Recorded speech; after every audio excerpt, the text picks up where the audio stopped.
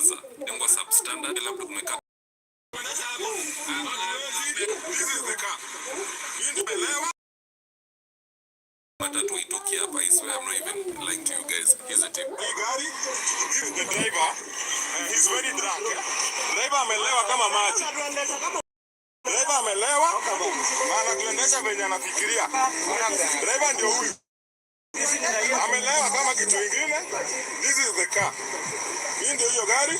Inaitwa Eastern Travel. Hii ni Mombasa Road. Jamaa amelewa anaenda tu venye anafikiria. Hii ndio hiyo gari. KBB. Unaona? Guys, hebu niambie sasa kama tutaendelea hivi. Jamaa amelewa kama kitu kingine. Ndio huyu driver. He's very very drunk. Amelewa kama kitu kingine. Huyu ndio huyo driver. Driver ndio huyu. Amelewa kama kitu kingine. This is the driver. Huyu ndio the guy. Ndio driver wa hii gari. Huyo makanga kwa wapi?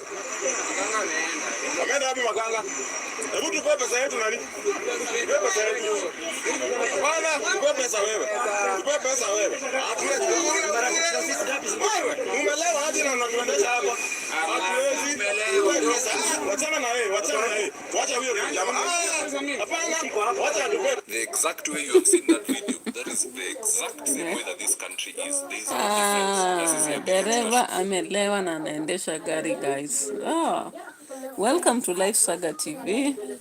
And here we are into the second saga. In the morning we did some short video for 10 minutes and now we are here maybe possibly for 40 minutes to fill the hours, guys. So every day we have to hustle around, and I thank you for your support and always being here with us. So guys, you've seen that vehicle known as what? It is called Eastern Link or something. So you actually see how the driver is extremely drunk. You can see that guy, right? Extremely drunk. However, he insists on driving the vehicle. Again, when you come here, you can see how he looks, huh?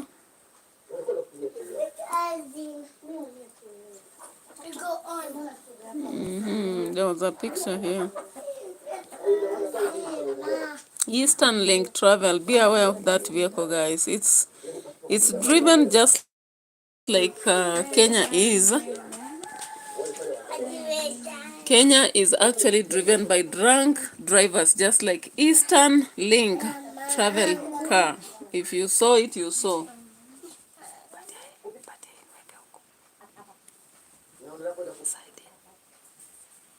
Thank you.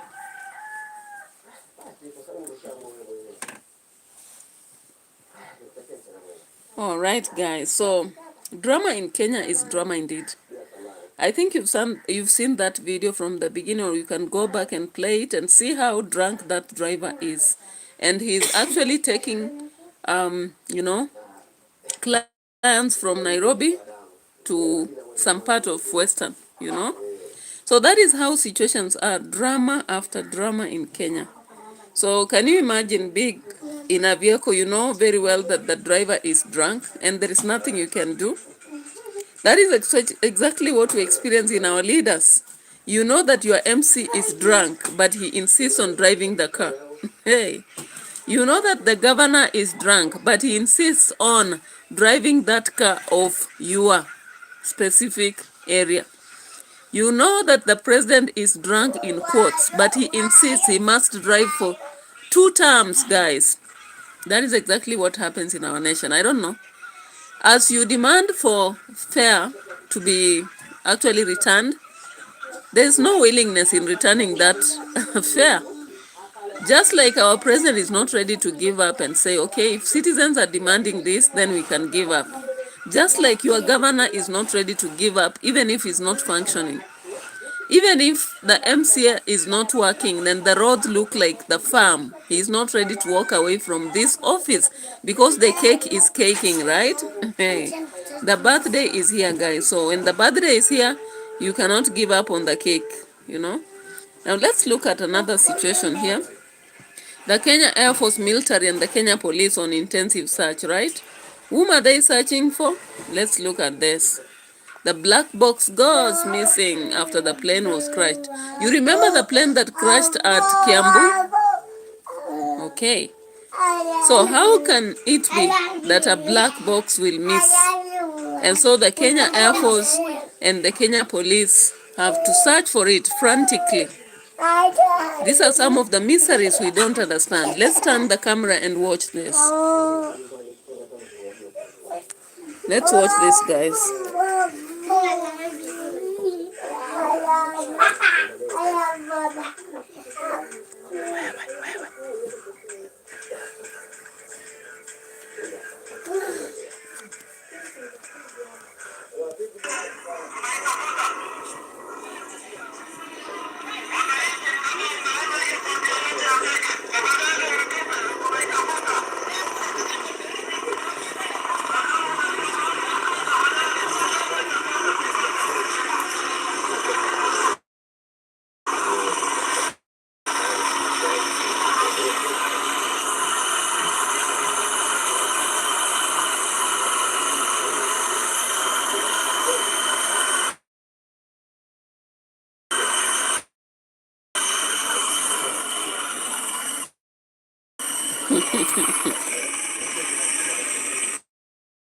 Now, ladies and gentlemen, if you can remember that accident, when it happened, the plane went crashing on a house and it came down. And of course, Amref has really been affected by losing the doctors and all that. And he can account for it, but it's missing. It's missing.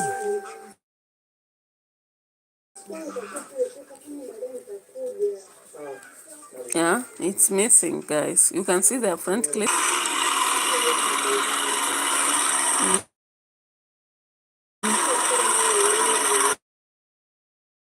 But they cannot retreat it, guys. Now back to another drama. The footballers were so happy, Harambee Stars were so happy that they had been promised 1 million. 1 million Kenyan shillings, guys. That is a lot of money in one day, you know. Now, do you know what happened? Let's get to the story and explore what happened here. Being done, and I'm not against compensation to any of the families. Let it come out of these people. Kenyans use the taxpayers' money to compensate the killings you have done. I agree with Professor Ogola. Anonymous Muffin, Nyamaza. Shut your ears, but not my mouth. Oh. All right, so 1 million. What can say something?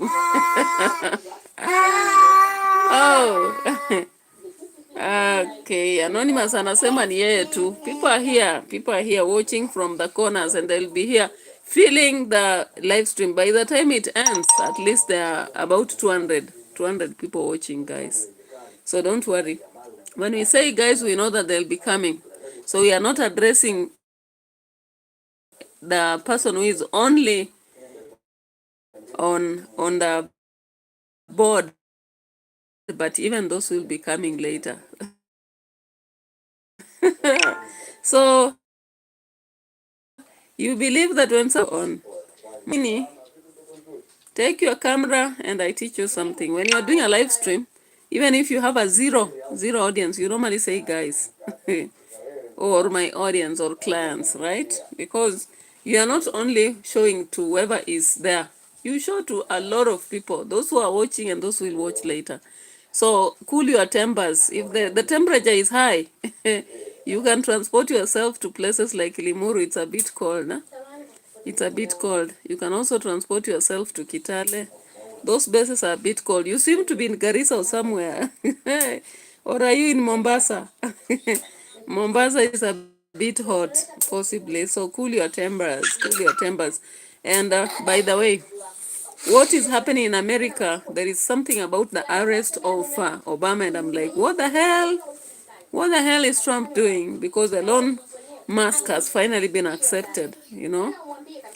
Has finally been accepted for the love of the many. Yeah, so guys, thank you for coming around. Like the video.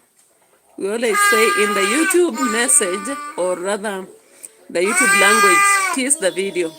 Muffin, like the video. Like the video. so that you realize we will not keep quiet, guys. All right, so let's go on with this analysis and into the Kenyan politics. Into Kenyan politics. Of course, President had promised 1 million Kenyan shillings, and let's get the video to actually see what happened, because he now later on changed the story and said that the option he's giving, the option he's offering, instead of the 1 million, he's going to give free housing to the footballers. I don't know what you think about this option. And of course, I've seen some videos calling the president con man, because now he promised 1 million Kenyan shillings. Now he has turned into housing. And I'm asking, if somebody is playing for Harambee Stars and they don't want the houses, then what? Do they sell maybe? Okay, maybe they are given documents they'll be selling to somebody, then they get to wherever they want to go. And I don't know whether the houses will be actually worth 1 million. Let's just check this story. Let's just check this story, guys. Right here.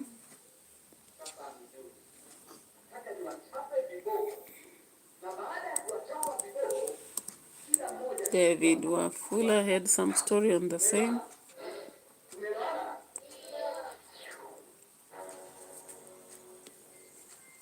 All right, so here, of course, we see that video here, right here.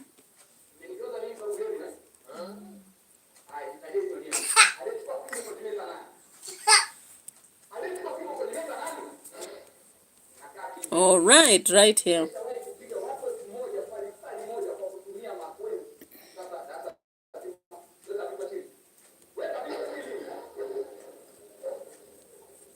Let's go.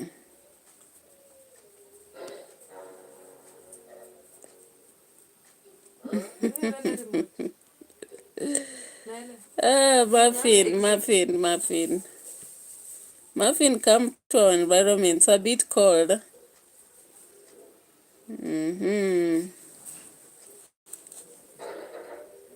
Okay. Thank you for your blessings. All right, so of course the promise for Harambee Stars turned from an offering of 1 million to an offering of housing. So we are asking, is it being driven the same way a driver can be drunk and is driving a car? All right, let's get to see something else here. Hey, those questions about are you married? A common question, are you married?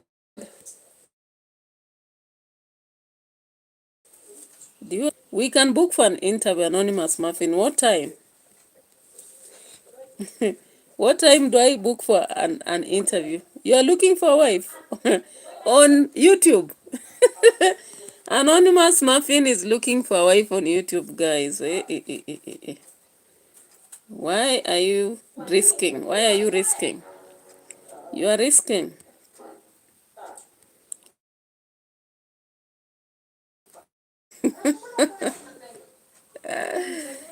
You are taking a risk. You are a risk taker. Hey, the digital era, don't do it on YouTube. Don't do it on YouTube. We guys on YouTube, we just keep doing what we call banker. We banker here and there. We open stuff, politics, social, economic. So, hey, getting into this stuff, quite a challenge.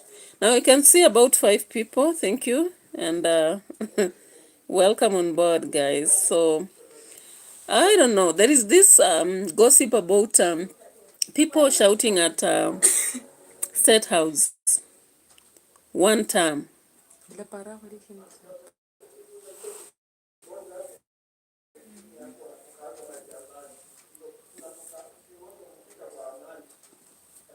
Anything can do.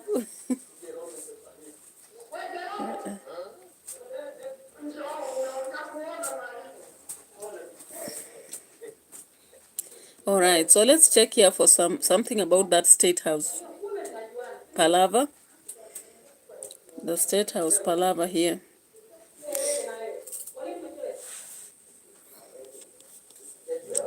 Let me put on loud mode. It's silent. Optimism as a group of residents headed to State House for an empowerment program. Making their way into State House, their voices rang out with chants, marking a stunning reversal in sentiment within hours. This sharp contrast from morning cheers for a second term to afternoon cries of dissent captures the volatile pulse of Kenya's political landscape. One term, meaning one term in Swahili, has become a rallying cry for those disillusioned with Ruto's leadership. The accusations of Kasongo Mwizi, Swahili for thief, and wangapi wanauliza saloon, wangapi wanauliza tents and chairs, watu wa catering wako wapi, watu wa bikes wako wapi? Situpigie rais wetu makofi jameni. He highlighted projects like the affordable housing program and Nairobi River regeneration, touting the hustler funds 72 billion shillings disbursed to 26 million Kenyans. Each attendee reportedly received 2,000 shillings, framed as support for small-scale entrepreneurs. Ruto used the platform to dismiss the one-term and Ruto must go chants as empty noise, urging critics to offer solutions and stressing that the 2027 elections will decide his fate. Ati wanajaribu kututisha ati na one term. Mimi nataka niwaambie wale, we will not succumb to the blackmail of one term. We will not succumb to the threats of one term. We are committed to the transformation of our nation. We are transforming our country. The morning's two-term chants seem to align with this narrative, suggesting public backing of his agenda as necessary despite public pushback. Allies like Raila Odinga urge Kenyans to judge him in 2027, while others like MP Koski dismiss the opposition's attack program meant to uplift has been criticized as a political move. What does this mean for Kenya? The dramatic shift from two-term to one-term in a single day reflects a nation at a crossroads. The 2024 protest showed the power of Kenya's youth, and with 2027, but the chance after the State House event suggests his leadership faces a steep challenge.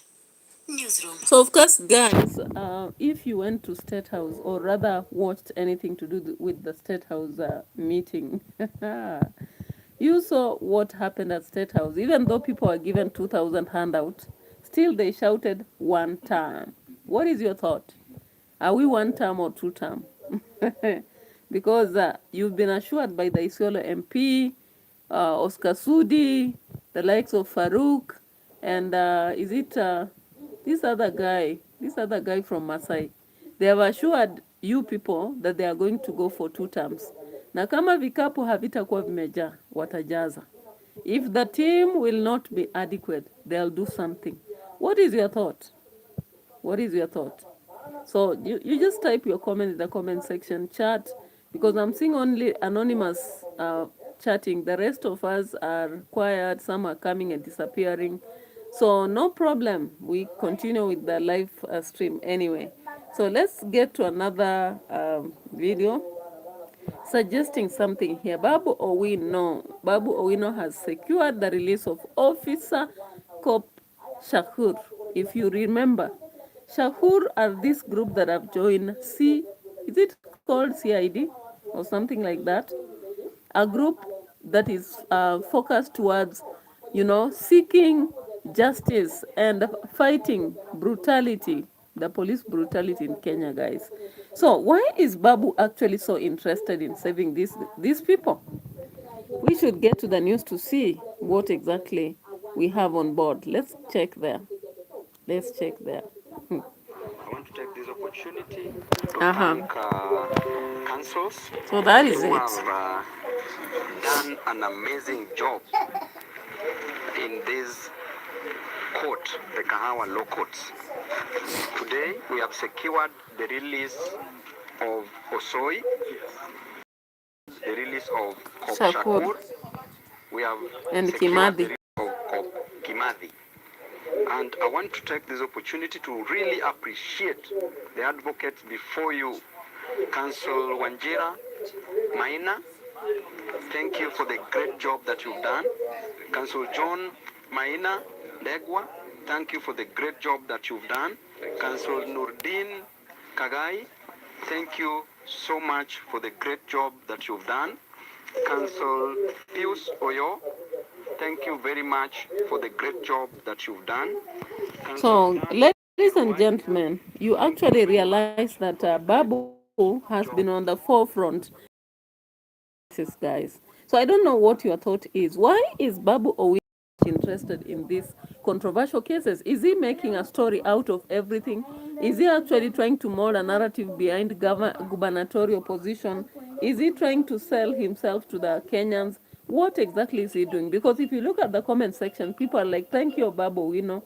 Thank you for being a patriotic Kenyan protecting people. Babu Owino, thank you and great Kenyan. Babu Owino, God bless you forever. Sort of comments, right? So Babu Owino has already sold the narrative of a patriotic Kenyan who is ready to go support the Gen Z release. And now here he's standing with police who are either forced out of office or they were humiliated and walked out of job. What is your thought? Actually type on the comment section. Meanwhile, the story of Orengo goes on, and so far I don't know the truth up to now. It's all about confusion, some saying he was poisoned, some saying he was not. So up to now, we do not know what exactly happened. We are yet to wait. Now, Raila, of course, has hinted that he's going to back up Ruto in 2027. This is a narrative that started long ago, and people are taking it for a joke. But now it's becoming too much. The drama has gone on, you know.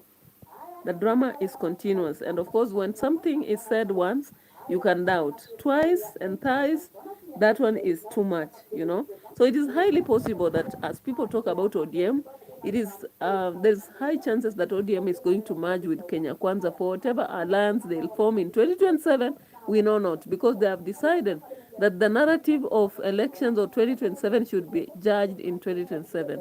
We actually are seeing Ruto saying that huu mchezo wa kusema one term uache, while Raila is saying that judge me in 2027. So it means these people have a story. They have a story to tell. So ladies and gentlemen, it's very, there is high possibility that tunachezwa kama wa Kenya. Tunachezwa, you know? Uh-huh. Now, wewe mzee usitishwe. Sifuna destroys angry.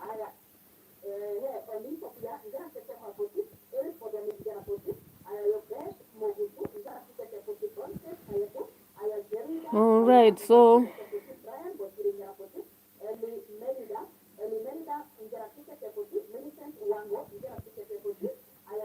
watu wanasinya na hizo ni za adverts za competition.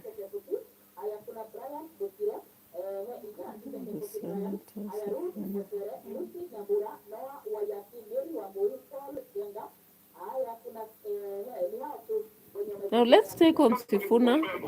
Let's take on Sifuna. Najua hiyo kazi unaiweza. Hiyo kazi unaiweza. Kwa sababu kwa kaunti zetu sasa hivi tunahitaji mabisho, watu ambao wataibia wananchi pesa yao.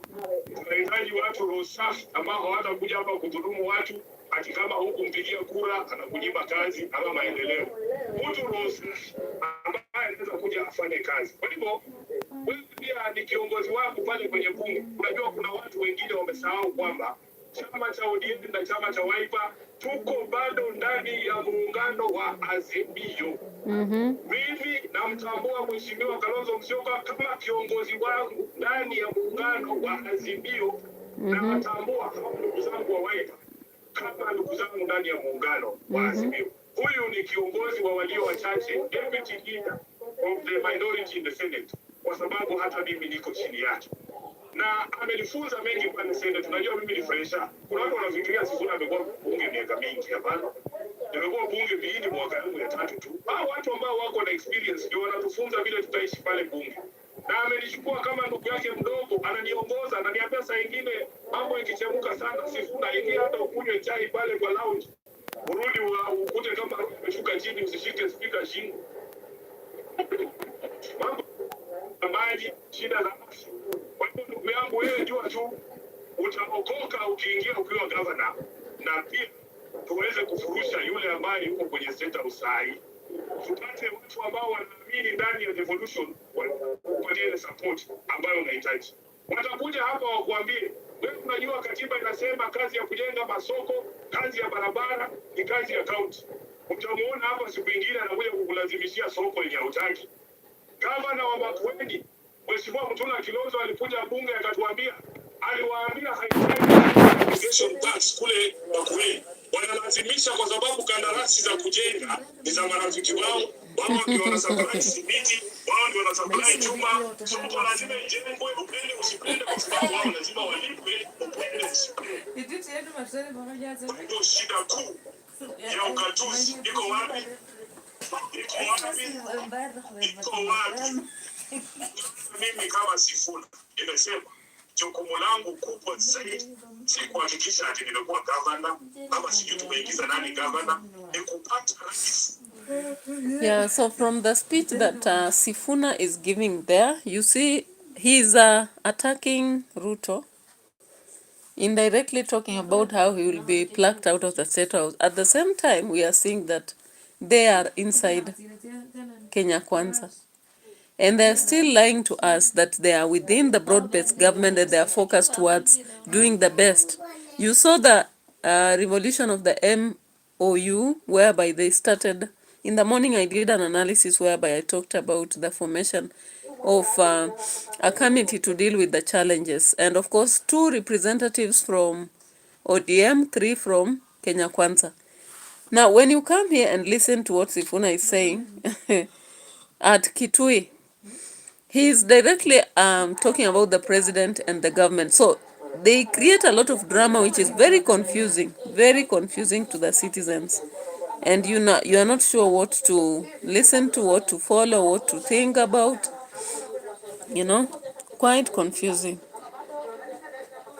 Now let's get further drama. Now, guys, are you aware that there were armed police who were blocking MP Jane Kihara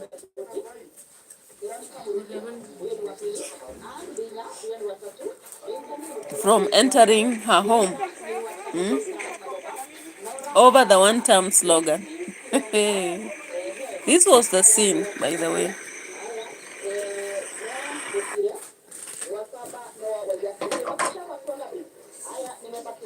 This was the scene.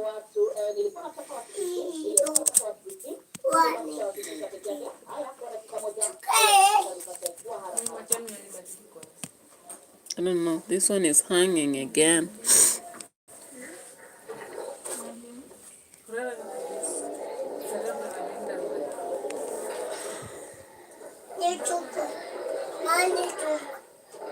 Yeah, so why was Jan Kihara blocked from entering her home?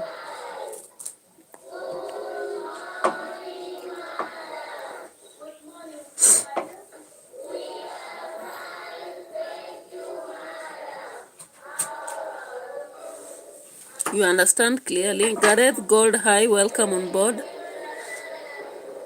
Welcome on board. We are continuing with our live stream.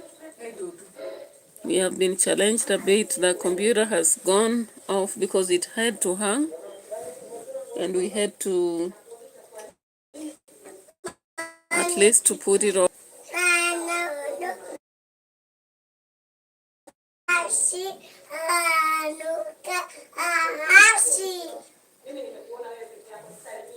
All right. So the blocking of Jen Kihara because of the one-term chant. The one-term chant has been here for a while, but then it seems that if specific leaders are heard chanting it, it becomes a problem, guys. You know? Gareth Gold is asking, are you in school? I'm not in school. That there is a channel playing around for kids, and that is why it's creating that impression. But I'm not in school. I'm not in school totally. Is it too loud? Nick, can let me know. But the children are around, they are watching, and sometimes if you want them to keep quiet, you only have to play something for them. Because if you don't, they will make a lot of noise for you. Yeah, so let's see this drama of Jane Kihara. Jane Kihara. Try nice and lovely lemon lotion today. Okay, so here it is, the drama that we had to see today.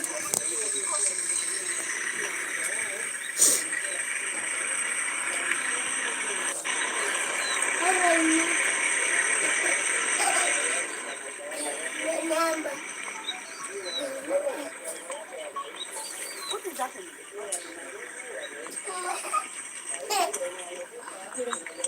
Sasa mmekuja hamuongei, hamtaki niwe na wageni. Hii boma yangu imekuwa ya polisi.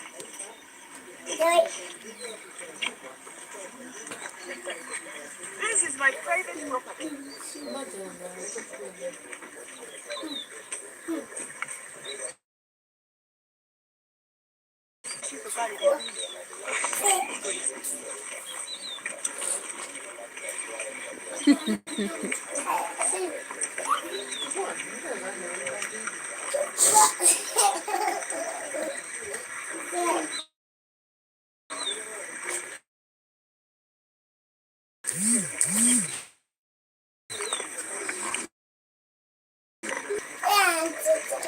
Yeah, guys, so there's nothing bad like she just found the police blocking her gate so that no one could go in and no one could leave. And I think they were waiting for instructions from above, as it always happens in Kenya. So they were blocking all over the place, you know, but nobody was actually communicating to her. As she was asking the police questions, they just kept looking at her, some very busy with the phone, some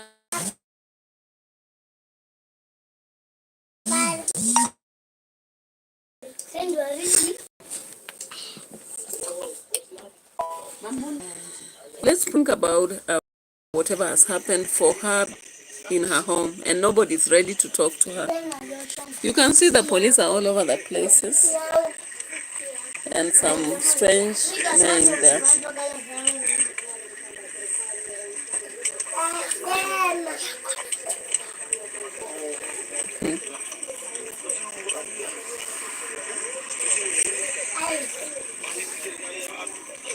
You know?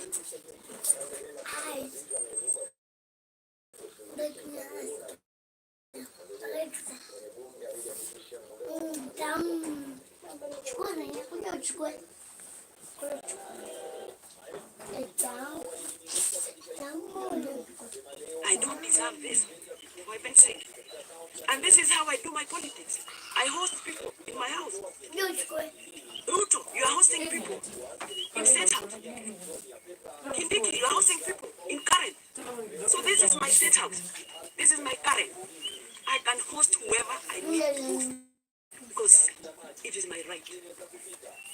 Sijui kwa nini wanivamie asubuhi. I cannot have this. I don't know what I have become. I know they want to paint a picture of a very bad person. They have tried before. I remember a member of parliament saying, Yeah, so guys, you remember the story of Jimmy. Was it Jimmy Ngigi? His home was invaded, there was no exiting, and nobody would do anything. So all that happened at the place. Access to Naivasha MP Jane Kihara is such a dramatic moment. And those are the dramas we can see in government happening right there, because some people feel maybe they are intimidated or whatever for whatever reasons. But for whatever reasons, but it is what it is. Now, what is Gashagwa's question on Ruto currently? Let's check on that.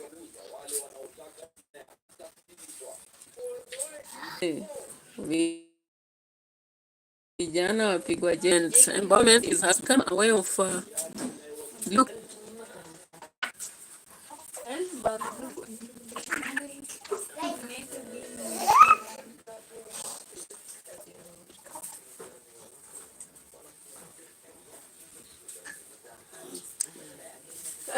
Those are hired goons. You hire people to dance around and give them 2,000 shillings, and then they change the narrative from one term to two term. Exactly, that is the narrative on the government platform.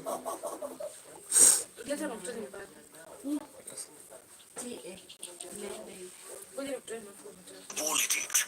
Timing is everything. And Rigathi Gachagua just proved he knows how to hit where it hurts. During his ongoing 2-month tour of the United States, Gachagua walked into Meta's headquarters and wrote the word one time on the Facebook wall. Not in a tweet, not in a rally speech, but in a space seen by the world's biggest tech executive.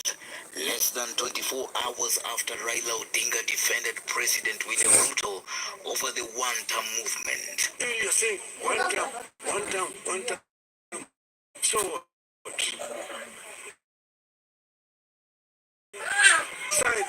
This wasn't an idle scribble. It was a symbolic, internationalized attack.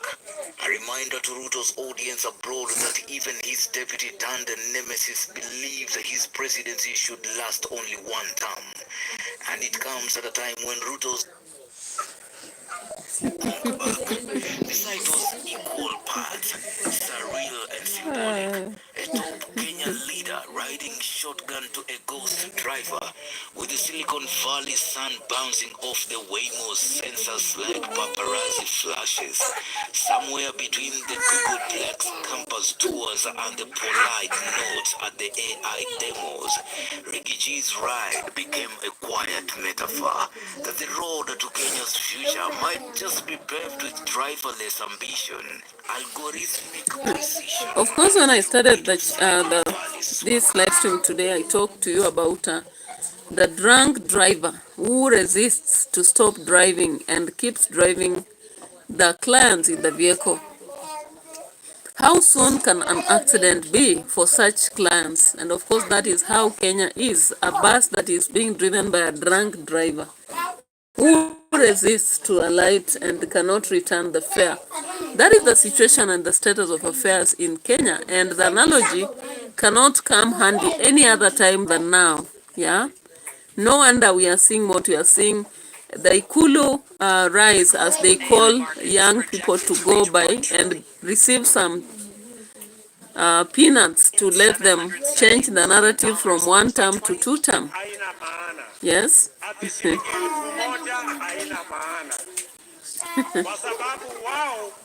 Now the reality is that as far as the narrative is being run, and the president says that 1,000 is essential, the reality is that it is not, because when you look at the inflation, you cannot say that 1,000 shillings is worth. It's not worth the task, is it? It's not at all. So the arguments that are going on, as the president struggles to defend and uses resources all over the place, are encouraging stealing anyway, because the billion shilling scam is still going on, as people ask about the e-citizen thing and all those that are happening. But currently, a lot of politics that are going on, it's called power politics. If you understand it, anyone can do anything to defend their power. No wonder we are seeing Kindiki actually speaking, because he wants to be relevant. He now says that Gachagua should not land in the country, and if he does, he must be arrested by the airport. Whether this instruction will be followed or not, we don't know, because previously they have talked about arresting Gachagua, but nothing has happened. Possibly, We can buy the narrative whereby Gachagua said he knows a lot of secrets about the president, and they don't know who else knows. So it is hard enough for them to actually prosecute him or arrest him, and they may not do it. So the narrative that is now selling is Kindiki talking about using DCI to stop Gachagua from entering the country. We don't know whether it will happen as it happened to Miguna, or whether he will be let in. But remember, US has acted just when Gachagua is outside, and he spoke at some time to defend why US is not standing with Kenya. So there is a lot of politics, guys, going on, and every day we'll keep talking about it in our own perspective.